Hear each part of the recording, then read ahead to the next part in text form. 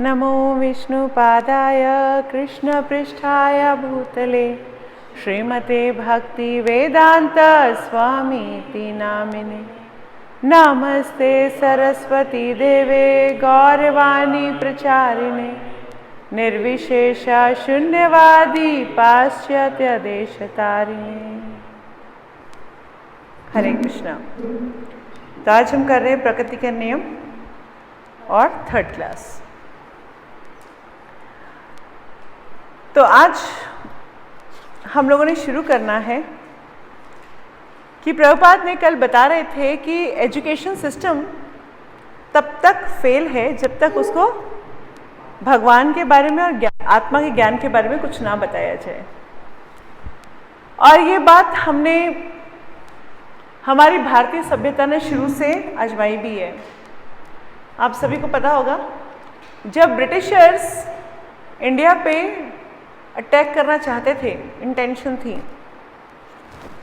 तो उन्होंने सबसे पहले किसी को भेजा, उसका नाम था मैकॉले, कि जाओ और पूरा ट्रैवल करके आओ और देख के आओ कि पूरा ईस्टर्न जो वर्ल्ड है उसमें चाइना और इंडिया दोनों थे, इसको हम कैसे अपना गुलाम बना सकते हैं।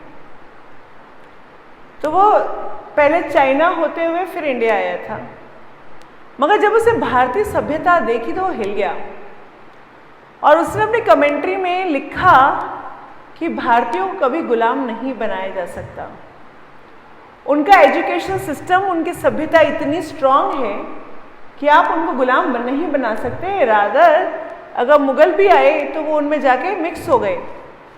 वो इतनी मतलब था ना, इतना विशाल हृदय सभ्यता का कि जिस भी सभ्यता को वो लाएगा वो अपने अंदर संभालेगा, इतना स्ट्रांग है ये सभ्यता। मगर एक चीज कर सकते हैं आप, वो क्या है कि इनका एजुकेशन सिस्टम तोड़ दीजिए। इनका जो गुरुकुल सिस्टम है उसको तोड़ दीजिए। अगर आपने इनका एजुकेशन सिस्टम तोड़ दिया तो फिर ये भारतीय बड़े सीधे साधे गुलाम बन जाएंगे। इसीलिए अंग्रेजों ने शुरू में वो ट्रेडर्स की तरह आए थे बिजनेस करने, मगर धीरे धीरे उन्होंने एक ही चीज रखा, क्या? Missionary school. एम क्या रखा था? जैसे जैसे अंग्रेज आगे बढ़ते गए उन्होंने सिर्फ क्या करा, ये बोलते गए कि जो भारतीय सभ्यता से पढ़कर आएगा, मतलब गुरुकुल वैदिक कल्चर पढ़ के आएगा, उसको, वो तो अनपढ़ है, जो सूट बूट पहन के आएगा, जो पैंट शर्ट पहन के आएगा और अंग्रेजी बोलेगा और हमारी सभ्यता पढ़ के आएगा, वो हम बोलेंगे वो पढ़ा लिखा है इतना, और उसी को ही हम हायर पोस्ट देंगे, उसी को ही हम उच्च पद देंगे। इसीलिए धीरे धीरे क्या हुआ कि जो भी ये गुरुकुल सिस्टम उन्होंने खत्म करते गए और वो जो सो कॉल्ड मॉडर्न एजुकेशन है, जिसके अंदर ना भगवान के बारे में कोई ज्ञान दिया जाता, ना ही आत्मा के बारे में कोई ज्ञान दिया जाता, उस प्रणाली को उन्होंने आगे बढ़ाया। और आज लगभग 200 साल बाद उनका वो जो एफर्ट है वो बिल्कुल रंग ला रहे हैं, क्योंकि हमारी आज की जो जनरेशन आ रही है वो लगभग नास्तिक है। वो कुछ नहीं करना चाहती, वो सिर्फ पैसा कमाना चाहती है। उनका सुख का मापदंड सिर्फ पैसा है। उन्होंने एक्चुअल सुख ना समझा, ना सीखा, ना उनको पता कुछ होता भी है। उसकी वजह से उनको लगता है कि जितना ज़्यादा हम पैसा कमाएंगे उतना ज़्यादा हम सुखी हो जाएंगे। और इसीलिए भारतीय सभ्यता, जो कि हमेशा बिना दिखावे के चलती आई है आज तक, हमारी भारतीय सभ्यता ज़्यादा नहीं, दिखावा नहीं था हमारी भारतीय सभ्यता में। बाहर की सभ्यताओं में अंदर से खोखले भी हो तो दिखावा ज़्यादा था, मगर धीरे धीरे क्या हुआ कि यही चीज़ हमारी आज की जनरेशन के अंदर दिखाई देना शुरू हो गई है। अंदर से क्या है वो कोई मतलब नहीं है उनको, बाहर से ब्रांडेड कपड़े होने चाहिए, बाहर से कैसे दिखना चाहिए वो मैटर करता है ना। इसलिए सबको सिखाया जाता है बेटा हाउ आर यू, क्या जवाब देते हैं वो, छोटे से नन्हे बच्चे को बोलते हैं बेटा हाउ आर यू, उसको बचपन से सिखाया जाएगा। जब भी क्वेश्चन आएगा तो क्या बोलना है, I am fine thank you. और आजकल आई एम फाइन भी नहीं बोलते, आई एम फाइन का मतलब होता है अरे तो पुराने जमाने का बंदा है, बोलते आई एम गुड। ओके, तो अभी क्या सिखाया जा रहा है, पहले सिखाया जाता है आई एम फाइन, अब क्या बोलते हैं आई एम गुड, हाँ आई एम ग्रेट। नहीं, जो प्रोफेशनल लैंग्वेज है, जो प्रोफेशनल लैंग्वेज है, जो कॉर्पोरेट कल्चर जिसको कहते हैं, उसमें आई एम गुड और आई एम ग्रेट बोला जाता है। अगर आई एम फाइन बोल रहे हैं इसका मतलब आप आउटडेटेड हो, और जबकि असली में हम अंदर से ना तो फाइन है, ना गुड है और ना ग्रेट है। सिर्फ जिसके करीब जाएंगे वो सिर्फ रो रहे, परेशान है। जब आप प्रीचिंग में पहुंचेंगे, जब आप प्रीचिंग करने बाहर निकलेंगे और लोगों को प्रीच करने जाएंगे तो आपको पता चलेगा कि लोग इतने इतने दुखी हैं, मुखौटा गुड और ग्रेट का लगा के घूम रहे हैं, अंदर से वो इतने परेशान है, इतने परेशान है, तभी छोटी छोटी बातों पे वो सुसाइड कर रहे होते हैं। छोटी छोटी बातों पर वो लड़ाई झगड़ा कर रहे होते हैं। मैं आपको एक इंसिडेंट सुनाती हूँ 2005 का। आज तक मेरे 2005 की कोई बात आज भी मेरे दिमाग में एकदम फ्रेश है, तो सोचिए कि वो कितनी बड़ी बात होगी। तो क्या हुआ कि दिल्ली के रोड्स की रक्षाबंधन वाला दिन था, तो मेरा ड्राइवर कार ड्राइव कर रहा था, मैं पीछे बैक सीट पर थी। तो ऑब्वियसली आपको पता है कि रक्षाबंधन वाले दिन एक ऐसा दिन होता है जहाँ पर सारी लेडीज़ घर से बाहर होती है अपने हस्बैंड के साथ। वो कभी इधर वाली बहन के पास जा रहे होते, कभी इधर वाली बहन के पास जा रहे होते, सब एक दूसरे के घर जा रहे होते हैं। और दिल्ली की सड़कें बहुत क्राउडेड होती हैं उस समय। तो क्या हुआ कि एक रेड लाइट छूटी, मेरी पहली कार, दूसरी कार, तीसरी कार थी मेरी रेड लाइट पे। तो मेरी जो आगे दोनों कार थी, क्या हुआ कि वो रेड लाइट में निकलते समय शायद पहली कार दूसरी कार हल्की सी छू गई, हल्की सी, शायद छुई भी नहीं थी, बट ये इंस्टेंस हुआ तो लगा कि शायद छू गई होगी। कोई बहुत बड़ी कोई रेड लाइट है, इतना क्राउडेड है, तो तेज स्पीड तो हो ही नहीं सकता। जीरो की गियर पे, मतलब फर्स्ट गियर पे वो चलना शुरू हो रहे हैं, हल्का छू गया। तो इस गाड़ी वाले ने क्या किया, अपनी गाड़ी आगे लगाई, रोक दिया, और रोक करके पीछे वाली गाड़ी के अंदर ऑलमोस्ट एक न्यू वेड कपल थे, मतलब उस जो उनके साथ लेडी बैठी थी वो बिल्कुल वैसे लग रही थी, काफ़ी चूड़ा वूड़ा पहना हुआ था उसने, और बहुत भारी साड़ी पहनी हुई थी। उसने, उस बंदे ने उसको या कॉलर से पकड़ के बाहर निकाला, टाई पहनी हुई थी उसने, बाहर निकाला गाड़ी से, और बाहर निकाल के वो चौराहा था जो था, वो रेड लाइट चौराहे की थी, उसको बाहर निकाले घसीटता हुआ वो लेके गया। यहाँ का ट्रैफिक तो रुका हुआ है, पी पी पी पी कर रहा है पीछे से, उधर का ट्रैफिक होता है ना दूसरी साइड का, कभी इस ट्रैफिक के सामने मारे, कभी बस के सामने मारे, कभी गाड़ी के सामने मारे, उसको टाई से पकड़ के वो इधर मार रहा और इधर मार रहा और इधर मार रहा। और वो लेडी इतनी जोर, वो जो लेडी थी गाड़ी में इतनी जोर जोर के चीख रही थी, बचाओ बचाओ बचाओ बचाओ। मतलब वो सीन 15 साल बाद आज भी मेरे दिमाग में बिल्कुल फ्रेश है, और मैं गाड़ी से नहीं उतर सकती थी क्योंकि I was pregnant at the time. तो आप सोचो कि कितनी सी बात थी, और मुझे तो वो एक्सीडेंट के अंदर खरोंच भी याद नहीं आ रही। और पुलिस, मतलब वहाँ पे पुलिस जो थी, ट्रैफिक पुलिस, वो भी भागी, कुछ लोग भी भागे, मगर तब तक उस बंदे का पूरा लहूलुहान हो चुका था, बुरी तरह से खून निकल रहा था उसके सर से, उसके शरीर से, जिसको वो मार रहा था। किस बात के पीछे? मतलब सोचिए, त्योहार वाला दिन है ना, और सिर्फ उसको टाई से पकड़ के उसको कभी यहाँ फेंक रहा है और उसको फिर कभी यहाँ फेंक रहा है और कभी यहाँ फेंक रहा है, चलते ट्रैफिक के बीच में। पता नहीं जिंदा बचा था कि नहीं बचा था, बट कहने का अर्थ ये है कि लोगों के अंदर फ्रस्ट्रेशन इतनी भरी हुई है।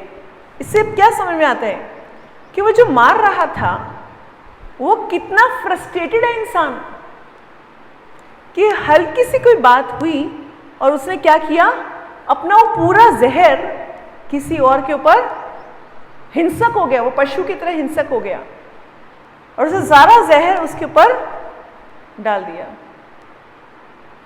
क्या हुआ क्या नहीं हुआ मैं नहीं बता सकती उसके बाद, क्योंकि पी करते हुए ड्राइवर ने साइड से मेरी गाड़ी निकाली, बट मैं लिटरली मतलब मैं इतनी शॉक में थी कि मैं मतलब बड़े घंटों तक अपने आप को संभाल नहीं पाई थी कि ऐसा इंसान कैसे हो सकता है, कोई कितनी छोटी सी बात पर आप दूसरे को मार देंगे।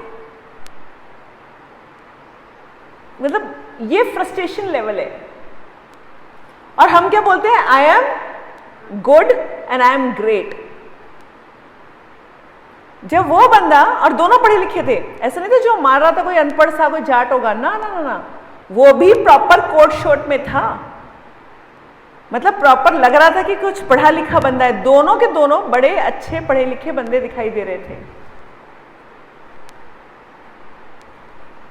तब भी यह हालत है कि हम वो जो कॉर्पोरेट कल्चर में गुड और ग्रेट बोलते हैं, अल्टीमेटली अंदर क्या भरा हुआ है किसी को कुछ पता नहीं है।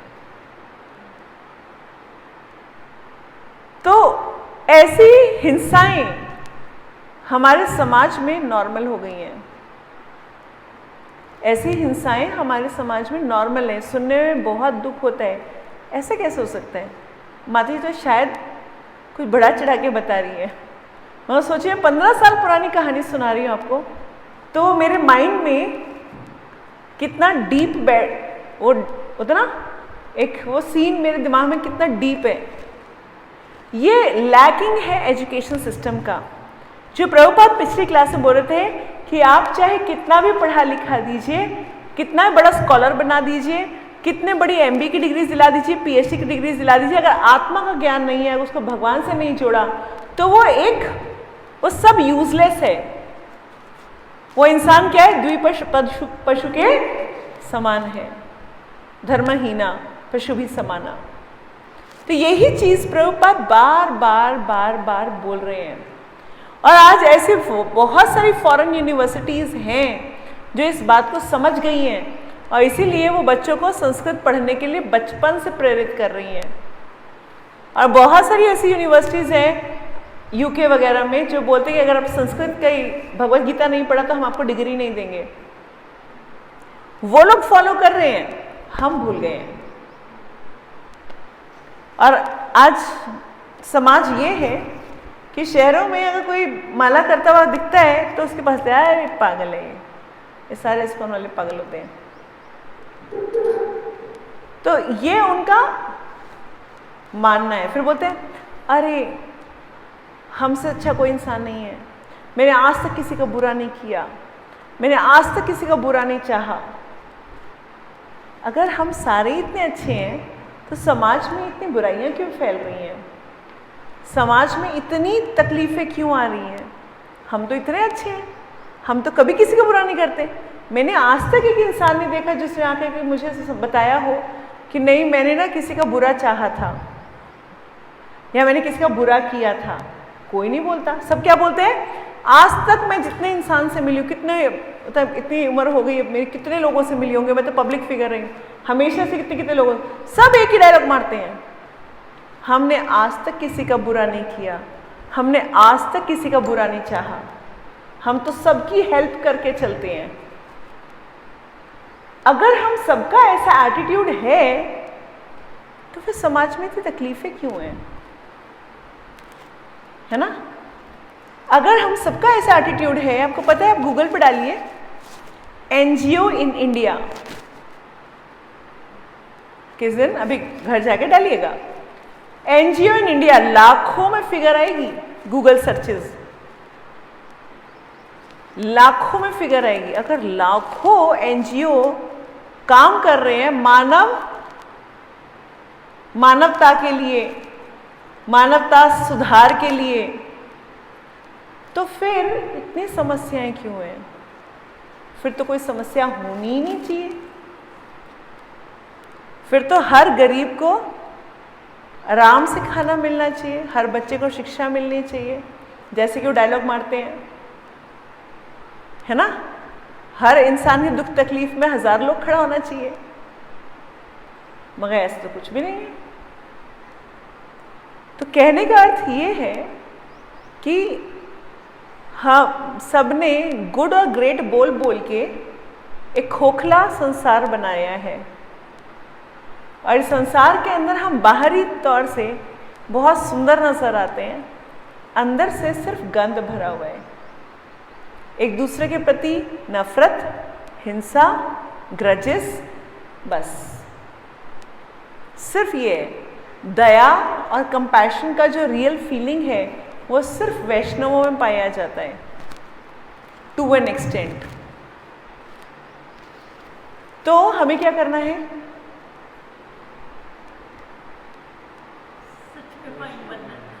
सच में गुड बनना है, साथ में गुरुकुल प्रणाली को हमारे को सही तरीके से इम्प्लीमेंट भी करना है और सही तरीके से उसका प्रचार भी करना है, ताकि वो जो आज 200 साल पहले जो हमारी सभ्यता खराब कर दी गई, अगर हम लोग सही तरीके से काम कर लें तो शायद 200 साल बाद हम उसी सभ्यता को रिवाइव कर पाए।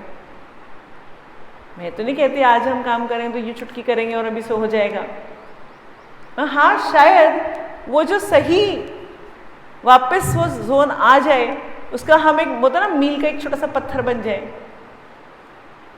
बट उसके लिए हम सबको एकजुट होकर के प्रॉपर शुद्ध हृदय से क्या करना पड़ेगा? सेवा और प्रचार और मेहनत करनी पड़ेगी। तो चलिए हम आगे शुरू करते हैं। प्रभुपाद पेज नंबर हम 7 पे है। प्रभुपाद कह रहे हैं कि मूर्खता तब तक चलती रहेगी जब तक मनुष्य आत्म साक्षात्कार को समझने के स्तर तक नहीं पहुंच जाता, अन्यथा ये सारे संस्थान जो विद्यादान के लिए हैं उसी अज्ञान तथा मूर्खता को चालू रखे रहेंगे। 2 लाइन नीचे। और जब उचित उत्तर नहीं पा लेता तब तक वह पशु के समान नासमझ बना रहता है और उसे विभिन्न योनियों में देहांतरण करना पड़ता है। यही अज्ञान का परिणाम है। मतलब कि बार बार वो वैसे ही हिंसक पशु की तरह फिर 84 लाख योनि में चला जाएगा और उसके बाद फिर वो फिर से जन्म मृत्यु जरा व्याधि के चक्कर में फंसा रहेगा। बाहर निकलने का कोई तरीका है ही नहीं उसके पास। तो हम चाहे PhD बना लें या हम बहुत बड़ी बड़ी डिग्रियां दिलवा लें, मगर जब तक हम उनको भगवान से नहीं जोड़ेंगे तब तक वो एक हिंसक पशु, उनके अंदर जो हिंसक पशु है वो किसी भी दिन सामने आ जाएगा। इसलिए बड़ी बड़ी कंपनियों, बड़े बड़े पढ़े लिखे लोगों के अंदर भी पॉलिटिक्स होती है, बड़े बड़े पढ़े लिखे लोगों के अंदर भी क्रूरता होती है, बड़ी बड़े कंपनीज में भी बहुत सारी लेडीज़ की मोलेस्टेशन के केसेस आते हैं। वो क्यों आते हैं? क्योंकि इतना पढ़ने लिखने के बाद भी उनको भगवान से नहीं जोड़ा गया। इसकी वजह से वो आज भी एक हिंसक पशु की तरह है।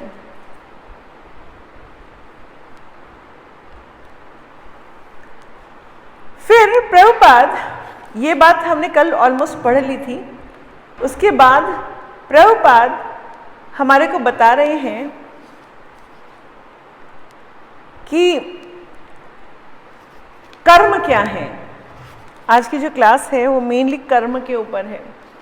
तो मैं अगले 2-3 पेजेस का एक तरह समराइज कर रही हूँ आपको।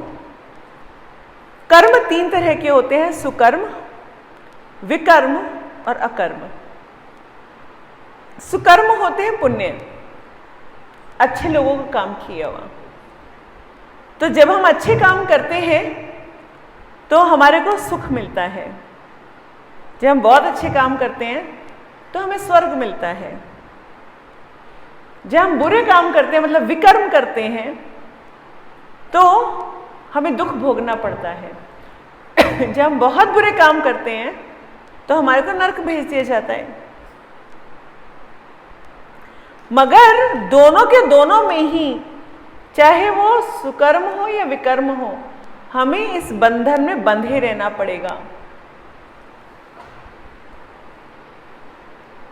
साइकिल में बंधे रहना पड़ेगा, क्योंकि अगर हम पुण्य कर भी लेंगे तो स्वर्ग में जाएंगे, स्वर्ग से कहीं ये नहीं कि हमारी मुक्ति हो जाएगी, फिर से हम नीचे आ जाएंगे, नीचे आके फिर हम पाप करेंगे, फिर हम फंस जाएंगे। तो उस पुण्य पाप के चक्कर में नहीं पड़ना है, क्योंकि वो भी बंधन है। सुख भोगने के लिए भी तो शरीर चाहिए।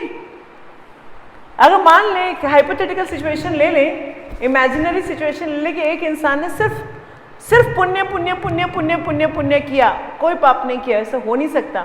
अगर हम स्किन को यूं भी कर देते तो पता नहीं कितने कीटाणु मर गए। हम सबसे धोते हैं, कितने कीटाणु मर जाते हैं, हमारे सांस लेने पे कितने कीटाणु मर जाते हैं। तो ये संसार पाप करने के लिए ही बना है। हम चल रहे होते, कितना भी बचा के चले, तब भी कितनी चींटियां हमारे पांव के नीचे आ जाती हैं। हम कितना सावधानी से काम कर लें, तब भी कितने कीड़े मर जाते हैं हमसे। पाप तो होना ही होना है, इसका मतलब पाप को भुगतना भी पड़ेगा, राइट। आप बोले जी मैंने जानबूझ के नहीं मारा, तो अगर एक छोटा बच्चा जानबूझ के हाथ नहीं, आग में उसको पता ही नहीं है आग क्या होती है, आग में हाथ डाल लेगा तो क्या होगा, उसका हाथ जलेगा कि नहीं जलेगा? जलेगा, क्योंकि वो आग का नेचर है कि वो जलाएगी ही जलाएगी, चाहे उस बच्चे को मालूम है कि नहीं मालूम है। ऐसे कर्म का प्रभाव हमें मालूम है कि नहीं मालूम है, पढ़ना ही पढ़ना है। गवर्नमेंट भी क्या कहते हैं, ignorance of law is no excuse. आपको कानून नहीं मालूम है तो इसमें हमारा कोई कसूर नहीं है, आपका ऐसे ये नहीं कि हमें तो पता ही नहीं था। आज की कॉन्टेक्स्ट में बात करें तो क्या किसी को कोरोना पॉजिटिव होता है तो ये कानून ये है कि आपको तुरंत गवर्नमेंट को इन्फॉर्म करना है कि मुझे कोरोना हो गया है, नहीं तो आपको जेल में डाल दिया जाएगा, क्योंकि आप दूसरों के प्रति हिंसा कर रहे हैं, क्योंकि आप इस बात को छुपा रहे हैं। इसका मतलब क्या हुआ, आपके सराउंडिंग में पता नहीं कितने लोग और मरेंगे, कितने एक तरह से मर्डर्स के लिए आप लायबल हो गए। तो एक क्रिमिनल ऑफेंस है। अगर किसी एक को होता है और दूसरे से घर वाले भी छुपा रहे तो घर वालों को भी जेल में डाल देते हैं। क्यों? ये भी क्राइम है। आप बोले हमें तो पता ही नहीं था, तो क्या बोलेंगे, छोड़ दें? मैं अमेरिका जाकर वैसी ड्राइविंग करूं जैसे इंडिया में करती हूं तो अमेरिका वाले छोड़ देंगे? नहीं जी, मुझे पता ही नहीं है आगे कानून, छोड़ेंगे? नहीं, हजारों डॉलर्स की पेनल्टी लगा देंगे वो। तो कानून को ना जानना कोई एक्सक्यूज नहीं है। कोई बोले जी मुझे नहीं पता था इसको करने से पाप लगता है, भगवान मतलब मैं क्या कर सकता हूँ, मैंने तो भगवत गीता दे दी थी, मैंने तो सारे शास्त्र दे रखे हैं, तुमने नहीं समझने की कोशिश करी तो उसमें मैं क्या कर सकता हूँ। कानून की किताब कौन सी है? भगवत गीता, वो कानून की किताब है हमारी। इसलिए कोर्ट में भी क्या करते हैं, भगवत गीता पे हाथ रख के कसम खिलवाते हैं, जो कहूंगा सच कहूंगा, सच के सिवा कुछ नहीं कहूंगा। क्यों? क्योंकि वो कानून की किताब है। अगर कानून की किताब के ऊपर भी हम रख के झूठ बोल रहे हैं तो डबल इफेक्ट आ गया ना। जो यहाँ कानून हमारे को देगा वो तो देगा ही देगा सजा, ऊपर वाला कानून भी सजा देगा। मगर जिन बुद्धुओं ने आज तक कभी गीता खोल के नहीं देखी, उनको पता ही नहीं गीता होती क्या चीज़ है, वो झूठ पे झूठ बोलते हैं उस पर हाथ रख के। उसके बाद क्या होगा, यहाँ के तो उसने जो लेगा बचेगा नहीं बचेगा, ऊपर वाली अदालत में फंस जाएगा। करेक्ट? तो इसीलिए दूसरा क्या हुआ, पहला क्या हुआ, सुकर्म विकर्म, बट ये दोनों बंधन के कारण है।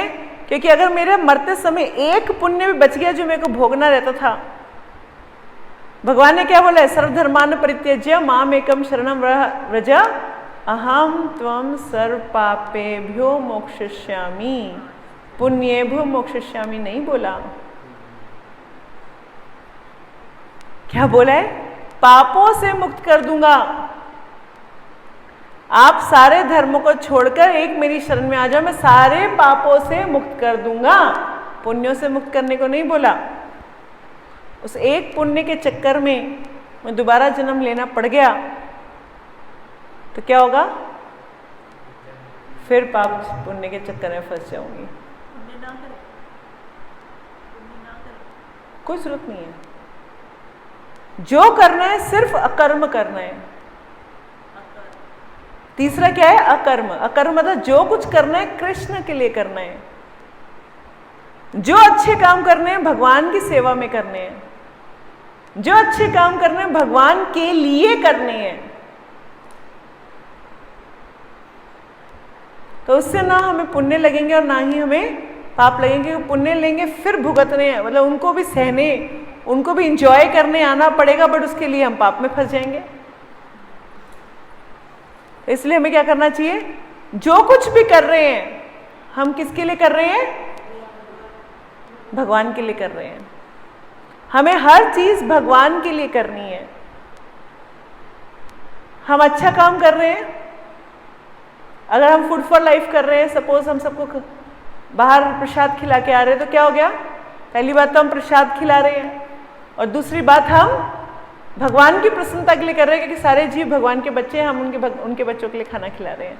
हमारी मानसिकता ये होनी चाहिए। अगर हम सोचेंगे कि अरे खिचड़ी खिला के आ रहे तो हमें पुण्य मिलेगा, सकरात है, तो बेटा फंस गए। कुछ लोग होते हैं सकरात वाले दिन 14 चप्पल दान करते हैं, तो जब तक अगले जन्मों में 14 चप्पल पहन नहीं लोगे तब तक दोबारा आना पड़ेगा।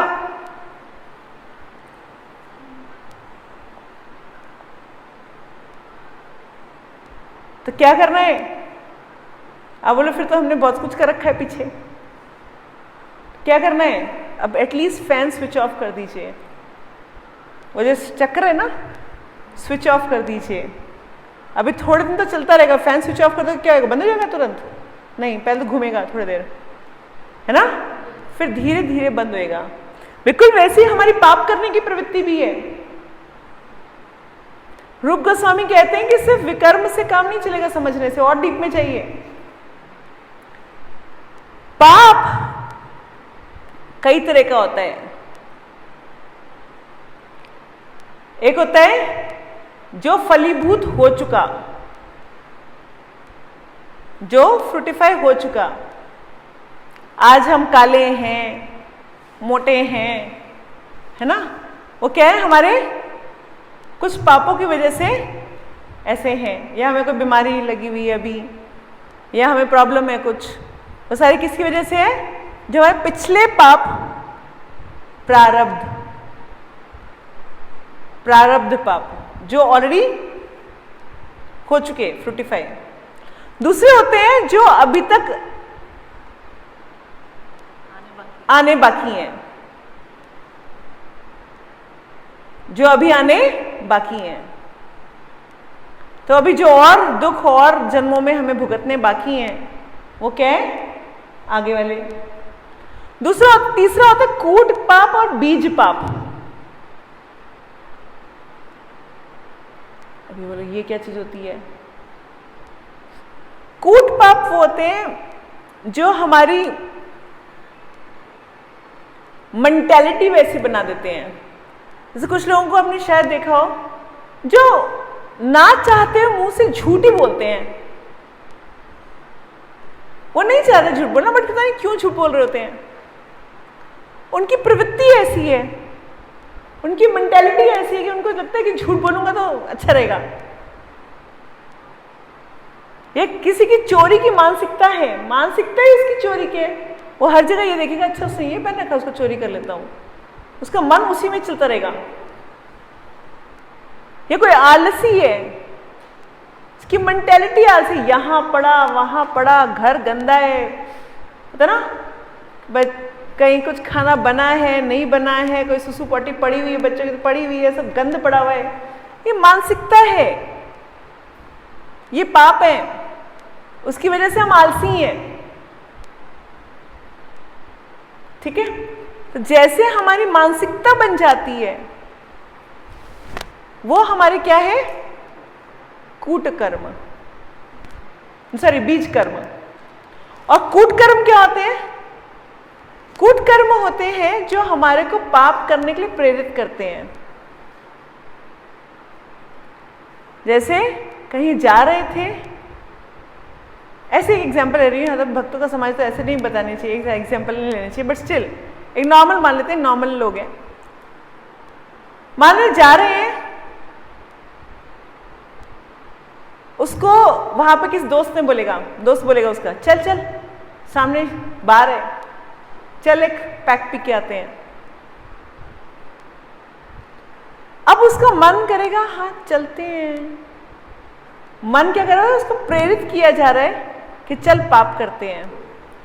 अब यहां पर कूट कर्म का काम क्या है, वो पाप के लिए प्रेरित करता है, अंदर से आएगा कर लेते क्या हो जाएगा। मगर फिर उसके बाद आपकी बुद्धि मन के कंट्रोल में है, किसी गुरु के कंट्रोल में है, या बुद्धि के कंट्रोल में है। अगर मन का कंट्रोल है तो फिर तो गए, पाप हो गया, पाप करने की तरफ लेके गया और आपसे पाप हो जाएगा। ये कूट कर्म आपको कभी पाप नहीं करवाता, आपको पाप करने के लिए प्रेरित करता है। डिसीजन आपका है, आपको बात समझ रही? डिसीजन आपका है, वो आपको सर्कमस्टेंसेस ऐसे क्रिएट करेगा, ऐसे सीन क्रिएट होंगे कि आपके हाथ से पाप होने का सर्कमस्टेंस बन जाएगा। मगर फिर क्या होगा, अगर आपकी बुद्धि स्ट्रांग है या आप किसी प्रमाणिक गुरु के हाथ में है या परमात्मा फैक्टर स्ट्रांग है, तब वो क्या करेंगे, वो बताएंगे अरे नहीं करना, क्या कर रहे थे, पागल है क्या, यूर अ डिवोटी, तो ऐसे काम करेगा, नहीं नहीं नहीं नहीं नहीं नहीं मुझे नहीं करना, नहीं हम नहीं करते करके भागाएंगे आप वहां से। और अगर मन के हाथ में है तो आपको बोलेंगे कौन देख रहा है, किसको पता है, कर लेता हूं। तो ये बन गया पाप। और पाप एक साइकिल की तरह होता है, एक पाप दूसरे पाप को जन्म देता है, कूट बीज की फॉर्म में दूसरे पाप की तरह वो साइकिल बना देता है। एक पाप किया हुआ दूसरे पाप के लिए क्या बन जाता है, कूट कर्म बीज कर्म बन जाता है। जैसे कि जो मर्डरर्स होते हैं, उनके हाथ से कभी एक मर्डर हुआ, उसके बाद क्या होगा, वो एक चेन मर्डर बन जाते हैं कई बार। क्यों? क्योंकि वो कूट और बीज पाप के साइकिल में फंस जाते हैं। सर्कमस्टेंसेस आएंगे, बीज कर्म, उनकी मेंटेलिटी वैसी बन गई है, मार देते हैं, क्या फर्क पड़ता है, भाग जाएंगे, ये कर लेंगे वो कर लेंगे। उनकी मेंटेलिटी वैसी बन गई पापों की वजह से, और वो मेंटेलिटी वैसे बनते बनते बनते बनते एक तरह से वो कोल्ड ब्लडेड मर्डरर्स बन जाते हैं। तो एक पाप दूसरे पाप को प्रेरित करता है। एक बार पाप होने का मतलब ये नहीं है कि आप छूट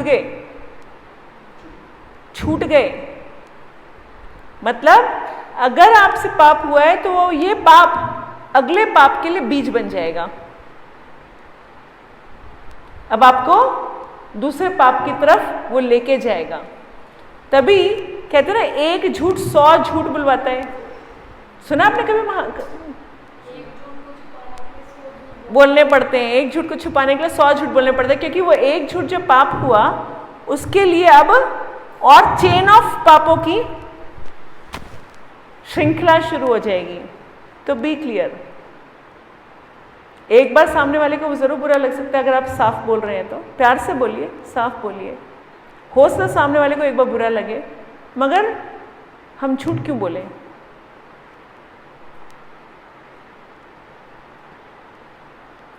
ठीक है, तो ये हुए पाप की चेन।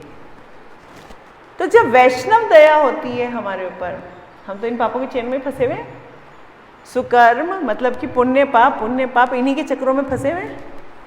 तो जब वैष्णव दया होती है तो वो हमारा हाथ पकड़ के इन पाप और पुण्यों की श्रृंखला से हमें बाहर ले आते हैं और यहाँ प्लग स्विच ऑफ कर देते हैं। तो पुण्य और पापों की वो श्रृंखला हमारे लिए रुक जाती है। चलते हैं अभी भी, हम जिस स्टेज पे तो पंखा चल रहा है, बट अभी और एनर्जी नहीं आ रही है। उसकी वजह से क्या है, धीरे धीरे धीरे धीरे प्रवृत्तियां खत्म हो जाएंगी। हो सकता है अभी भी हमारे अंदर पुरानी प्रवृत्ति हो। जैसे प्रभुपाद एक दिन रात को उन्होंने देखा, प्रभुपाद रात को 1 बजे ट्रांसलेशन शुरू करते थे, तो प्रभुपाद ने मुंबई टेम्पल में थे, तो उसने मुंबई टेम्पल बना नहीं था जू का, वो वहाँ पे कैंप लगा था, गिरिराज स्वामी वहाँ पे कैंप में रहा करते, तो वहाँ पे प्रभुपाद थे। तो प्रभुपाद ने देखा कि बाहर कोई घूम रहा है रात को 1 बजे। तो प्रभुपाद बाहर आए, तो देखा उनका डिवोटी, तो बोले प्रभुपाद बोले 1 बजे रात को तुम क्या कर रहे हो? तो बोले प्रभुपाद एक्चुअली मैं ना चोर था, अब जिंदगी भर रात को ही जागा हूँ, दिन में सोया हूँ, अब रात को नींद नहीं आती। ठीक है, अब चोरी नहीं करने का मन करता, मगर रात को नींद नहीं आती मुझे। मेरा तो सोने का टाइम ही 4 बजे शुरू होता है, 4-5 बजे, तो पूरी रात तो मेरा बिजनेस टाइम था। तो प्रभुपाद ने कहा okay, what you do is take the stick and just shoo away this dogs. ये जो कुत्ते भौंकते हैं ये मेरी रिकॉर्डिंग में सुनाई देते हैं, उसके भक्तों को उसको ट्रांसक्रिप्ट करने में दिक्कत होती है। अब आप एक काम करो, छड़ी को लो और पूरी रात यहाँ इन डॉग्स को भगाते रहो, इन कुत्तों को भगाते रहो। तो प्रभुपाद ने वो मेंटेलिटी, रात को उठने की प्रवृत्ति किस में लगा दी। और प्रभुपाद एक और फॉरेन की कथा आती है जहां प्रभुपाद की घड़ी देख के कोई अट्रैक्ट होके आया था कि मैं चोरी कर लूंगा। तो प्रभुपाद ने ऐसे ऐसे बड़े बड़े चोर भक्त बना दिए, बड़े बड़े भक्त हैं आज। तो प्रभुपाद ने क्या किया, उसको छड़ी दी और पूरी रात ड्यूटी निभाता था वो। जब जब प्रभुपाद बॉम्बे में होते थे वो पूरी ड्यूटी अच्छे से निभाता था कि बिल्कुल प्रभुपाद की ट्रांसलेशन में एक भी मिनट किसी कुत्ते की भौंकने की आवाज़ ना आए। पूरे एरिया में अच्छे से गार्ड रखता था वो। इस तरह से अब वो क्या हुआ, जो रात को उठने की प्रवृत्ति थी प्रभुपाद ने उसको तोड़कर क्या किया, उसको कर्म में मतलब भगवान की सेवा में लगा दिया। क्योंकि रात को उठेगा तो उल्टे काम तो करेगा ही करेगा, तमोगुनी टाइम है। तो उन्होंने क्या किया, उसके तमोगुनी की प्रवृत्ति निकाल कर क्या किया, कहाँ लगा दिया, भगवान की सेवा में। इस तरह से हमारा कोई भी गुण, हमें कुछ भी चीज, एक छोटा सा गुण भी हो हमारे अंदर, हम क्या कर सकते हैं, उसको भगवान की सेवा में लगा दीजिए। तो हम क्या बन गए, प्रॉपर अकर्म में आ गए। और जैसे अकर्म में आ गए, हमारा ये जो पंखा है जो पाप पुण्य का चल रहा है, ये बंद हो जाएगा। थोड़े दिन धीरे धीरे घूमेगा, फिर अल्टीमेटली स्टॉप। और फिर हमारे लिए नया जन्म मृत्यु तैयार नहीं होगा। जब कर्म ही नहीं बंधे हुए तो अगला जन्म कैसे मिलेगा, कैसे? कर्म बंधे होंगे तब तो होगा, है ना। तो नया शरीर कैसे प्राप्त होता है, जिस तरह की मृत्यु के टाइम में मेंटालिटी थी उसके हिसाब से नया शरीर होता है। और पाप पुण्यों के आधार पर क्या होता है, पाप पुण्यों के आधार पर हमारे को अगले जन्म में सुख और दुख मिलते हैं। मैंने जैसे पहले भी वो एग्जाम्पल दिया था कि हमने मृत्यु के टाइम पर कुत्ते जैसी मेंटालिटी पाई, मगर हमने बहुत पुण्य कर रखे थे, बहुत दान पुण्य कर रखे थे, तो क्या होगा, ऐसा कुत्ता बनेंगे जो मर्सिडीज कार में चलेगा, है ना। उनके पास 2 नौकर भी होंगे और बढ़िया बढ़िया सैलून भी होंगे, सब कुछ होएगा, पर रहेगा वो कुत्ता, रहेगा तो वो कुत्ता ही, चाहे जो मर्जी कर लीजिए, है ना। तो कहने का अर्थ ये है कि अब प्रभुपाद जो समझा रहे हैं वो ये समझा रहे हैं कि भक्त के लिए और नॉर्मल इंसान के लिए मृत्यु कैसे होती है। मृत्यु तो भक्त को भी आती है, और मृत्यु नॉर्मल भौतिक इंसान को भी आती है, तो उन दोनों में फर्क क्या है? तो प्रभुपाद बोलते हैं जैसे एक शेरनी एक किसी जानवर को मुंह में लेके जाए, तो शेरनी उसके लिए क्या है? भयानक मृत्यु है ना? उसको दबोच करके मारने के लिए आई है। वही शेरनी अपने बच्चों को लेके जाए मुंह में, वैसे ही मुंह में लेके जा रही है, मुंह में वो भी जा रहा है, मुंह में वो भी जा रहा है। मगर क्या बच्चे को डर लगता है कि मैं मर गया, मैं तो मेरी मौत आ गई? नहीं, उसको कैसे लगता है? जैसे मेरी माँ ने मुझे गोदी में उठा लिया, ऐसे होता है। सेम माँ, सेम दांत, जानवर के लिए कुछ और है और अपने बच्चे के लिए कुछ और है। बिल्कुल वैसे ही सेम मृत्यु, सेम शरीर छोड़ने का प्रोसेस अभक्त के लिए वो भयानक मृत्यु है, मगर भक्त के लिए वही इस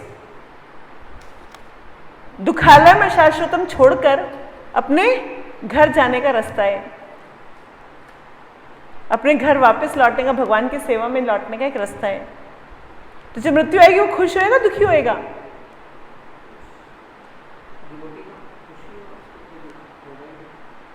जो अभक्त है उसके लिए मृत्यु एक भयानक सीन है। अभी सीसी बुक में आगे आएगा कि मृत्यु के टाइम पे कैसा एहसास होता है अभक्त को। आप पढ़ के हिल जाएंगे, ओ बाप रे, ऐसा होता है। इतना दर्द, इतना पेन, इतना फियर, इतना भय।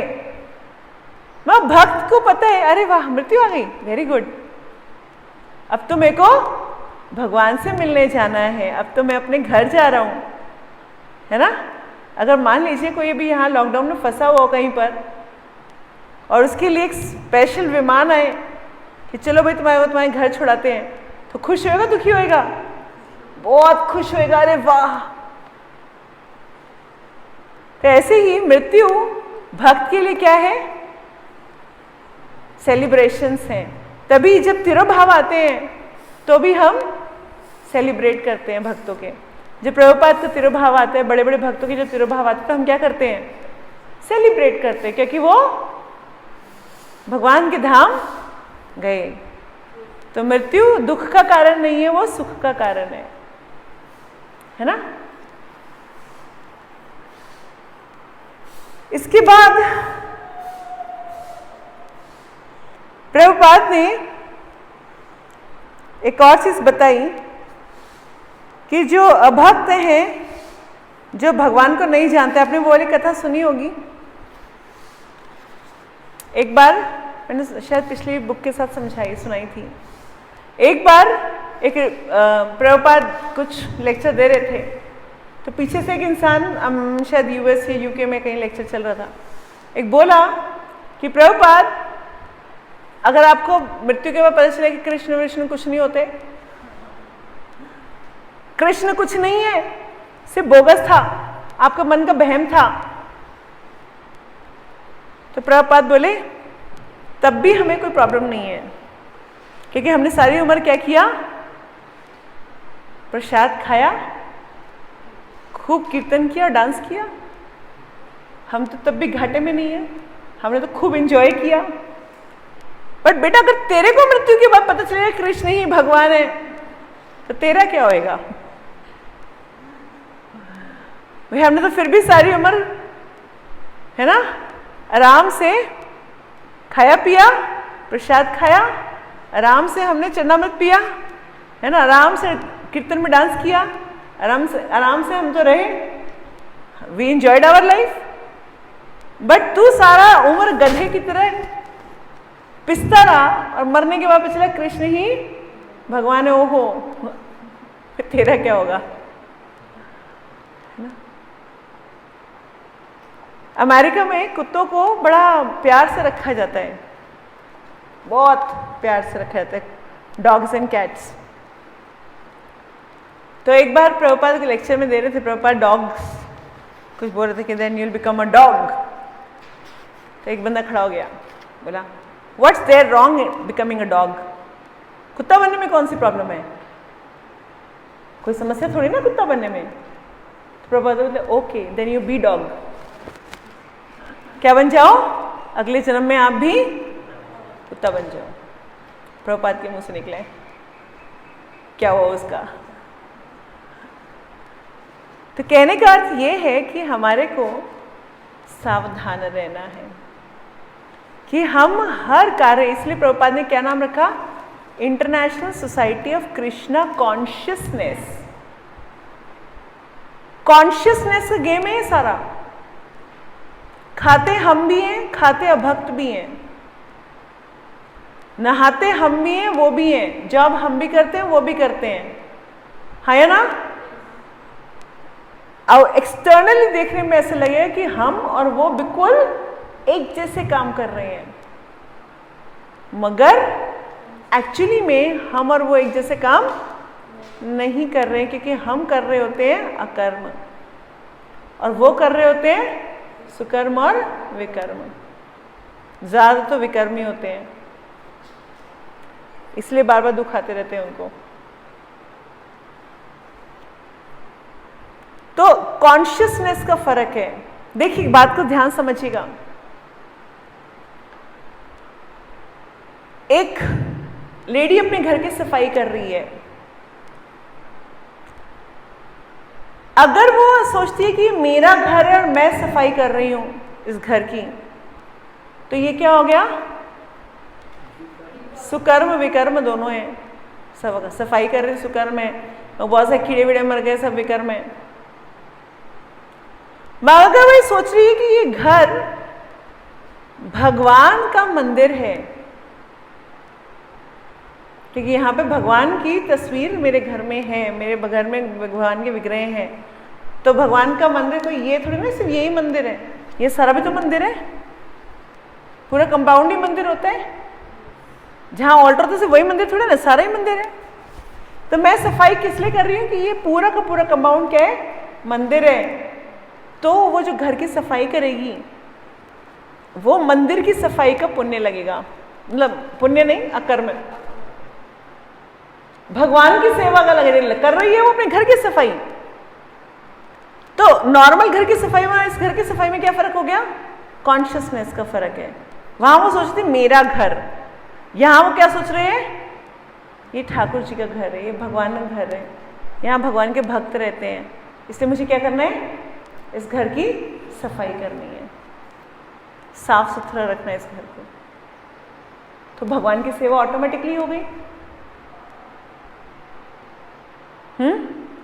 क्योंकि ऑल्टर थोड़ी ना होता है भगवान का मंदिर, सारा कंपाउंड ही भगवान का मंदिर होता है, तो हमारा पूरा घर भगवान का मंदिर है।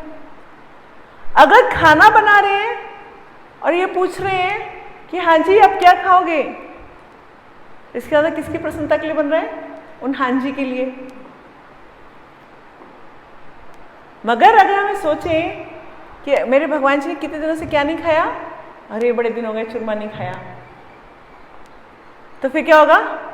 फिर हम भगवान के लिए वो बनाएंगे। कॉन्शियसनेस का खेल है।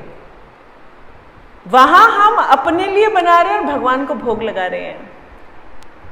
दोबारा से पढ़ते हैं। कुछ लोग तो सिर्फ अपने लिए बना रहे हैं, भोग तो लगा ही नहीं रहे। जितने भी YouTube चैनल में कुकिंग सिखाते हो क्या करते हैं? बनाते हैं और उसके बाद खुद ही खा के दिखाते हैं, वाह वाह वाह वाह बहुत टेस्टी है। क्या किया? सारा झूठा कर दिया, है ना? तो खुद अपनी जीभ के लिए बनाना, ये तो क्या हो गया? विकर्म। क्योंकि भगवान ने कहा है जो अपने लिए बनाकर अपनी जीभ के लिए बनाता है वो क्या खाता है? वो केवल पाप खाता है, क्योंकि उसमें जितने भी कुछ हुआ सब क्या लग गया? पाप हुआ, वो सब मेरे सर आ गया, मेरी जीभ के लिए बना था। मगर दूसरा तरीका होता है कि हमने बनाया तो अपने हाँ जी के लिए था, मगर भगवान को भोग लगा दिया पहले।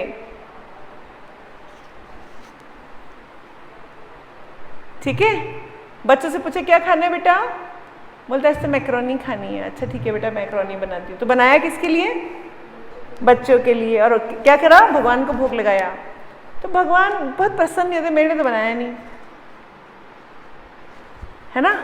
मगर अगर हम भगवान के लिए बनाएं और फिर वो उच्चिष्ट हम पाएं, कॉन्शियसनेस का तीनों चीजों में क्या फर्क है? कॉन्शियसनेस का पहला स्टेज पूरा विकर्म है, सेकेंड वाला एटलीस्ट न्यूट्रल है, और थर्ड वाला सुकृतियां हैं, भगवान की भक्ति का कारक है। फर्क है, कॉन्शियसनेस लेवल का फर्क है। वहां मैं अपने लिए बना रही थी, यहां हम अपने लिए बना रहे थे, हम भगवान को भोग लगा रहे थे। और तीसरा क्या है? हम बना ही भगवान के लिए रहे थे।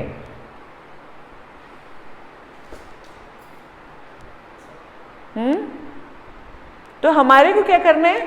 बनाना ही भगवान के लिए है।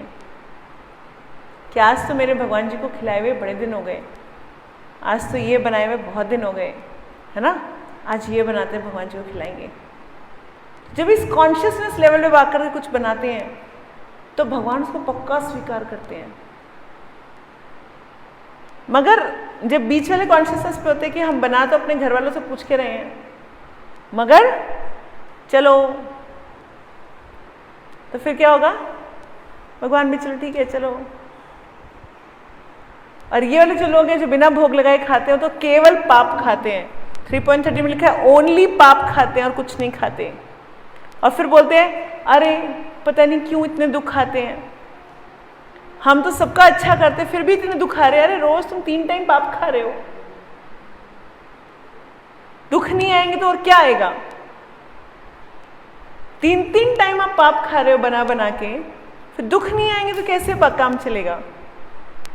तो हर समय क्या करना है? भगवान को भोग लगाना है। और ये मेंटालिटी सोच के भोग लगाना है कि ये भगवान के लिए है। कोशिश करिए, अगर आप यहाँ कम्युनिटी किचन में भी ले रहे हैं, कोशिश करिए कि आधा घंटा 1 घंटा निकाल कर कैसे भी जाकर वहाँ पे कुछ सेवा करें। पूरी कम्युनिटी में कितना सारे काम है जो हम कर सकते हैं। कुछ ना कुछ सेवा करें, कुछ ना कुछ काम करें हम extra, apart from our normal schedule. हम कुछ एक्स्ट्रा सेवा करके आए, कहीं जाके क्लीनिंग करके आ जाएं, कहीं जाके पोछा लगा के आ जाए, कहीं जाके सब्जी कटवाए आए, कहीं कुछ भी, है ना।